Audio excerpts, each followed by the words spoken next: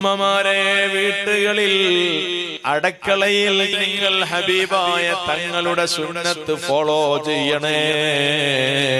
തങ്ങൾ പറഞ്ഞു, നിങ്ങളുടെ പാത്രങ്ങൾ മലർത്തി വെക്കാൻ പാടില്ല, അത് കമഴ്ത്തി വെക്കണം. നമ്മുടെ ഗ്ലാസുകൾ കഴുകി വൃത്തിയാക്കി വെക്കേണ്ടത് കമഴ്ത്തിയിട്ടാണ്, ഇറ്റുകൾ കമഴ്ത്തിയാണ് വെക്കേണ്ടത്.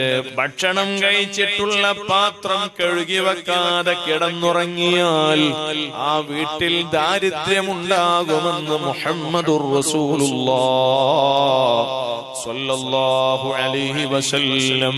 അടിച്ചുവാരിയിട്ട് മാലിന്യങ്ങൾ എടുത്ത് വെളിയിലേക്ക് കൊണ്ടുപോയി തള്ളാതെ വീട്ടിന്റെ ഒരു മൂലയിൽ മാലിന്യങ്ങൾ കൂട്ടിവച്ചാൽ ആ വീട്ടിൽ നിന്ന് ദാരിദ്ര്യം വിട്ടുമാറൂല.